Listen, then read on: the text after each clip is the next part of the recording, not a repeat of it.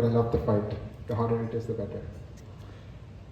Respected ED, Chief General Managers, Group General Managers, Deputy General Managers, Superintendents, all other officers, and dear NALCO members, thank you all for making it here. 4 decades of service is no joke.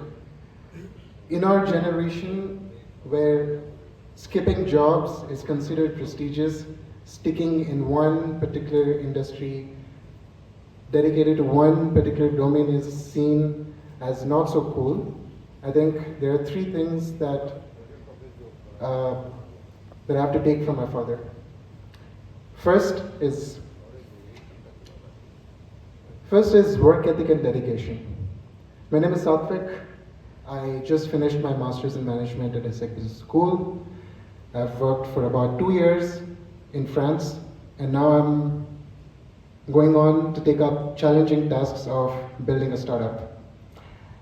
It is the most extremely difficult thing, and although my dad has never launched a startup, I could say that he was an early member of a startup when NALCO was in its initial days. I could say I could learn a couple of things from him. And first, when I say dedication, it's not just, like going on time and coming on time, but when it is demanded from you that when there are tough situations, are you willing to step up?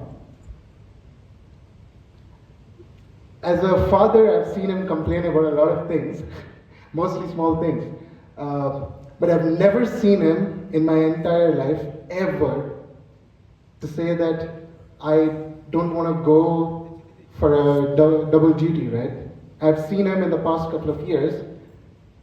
I only realized it recently that why does my dad not come on FaceTime with me?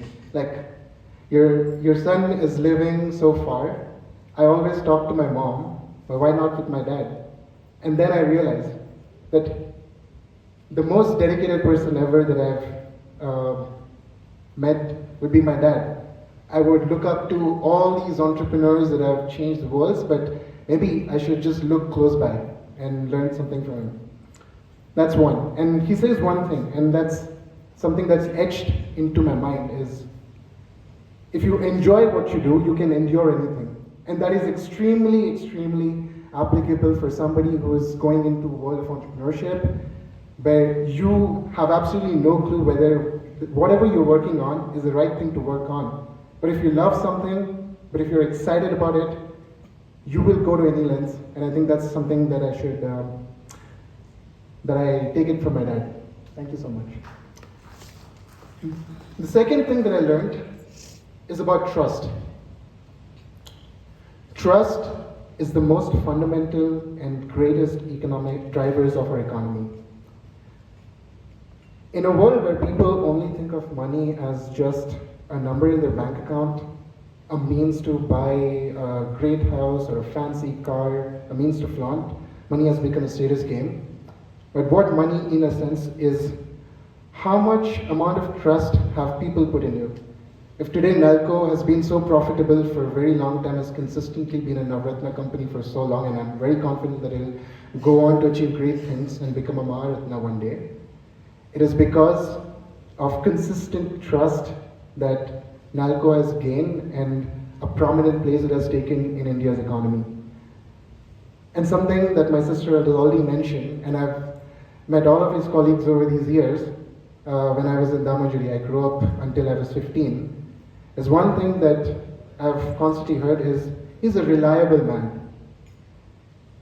He's considered a specialist, calcination specialist, right? And that is the amount of trust. It takes a lot of years. You cannot buy it in a day. You cannot buy it in a few months. It takes years of experience consistently proving that you're reliable in tough situations. And I believe that especially if you're building a startup and you're a nobody, it takes equal amount of effort and time. I might have to give 100x than what my dad did in order to gain that trust.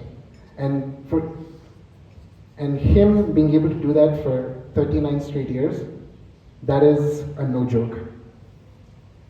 I can't even imagine what it's like to consistently demonstrate reliability for 39 straight years. Thank you, Dad.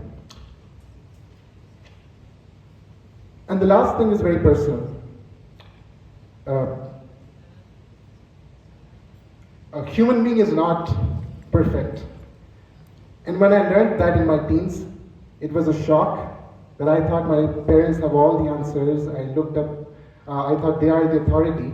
And I believe that despite a human being not so perfect, there's one thing I would, no amount of gratitude is sufficient, is the innate curious nature.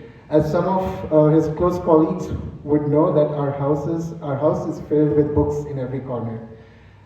Some jokingly say that my dad doesn't read books because it's me who reads books. So I believe that he instilled that innate nature of being curious to go learn about the unknown. Because today we have so many evils that we have to deal with, and evil in a sense is just the fear of the unknown. And the only way to go forward is through having the courage to learn about things that we don't know about. And that is something that has been the force of every decision that I've made. I practice being as an endurance athlete to push myself beyond limits. Whenever people ask me, when are you settling? I say, I'm never going to settle, because my dad never taught me how to settle. And it is to be consistently be curious. You cannot stop learning.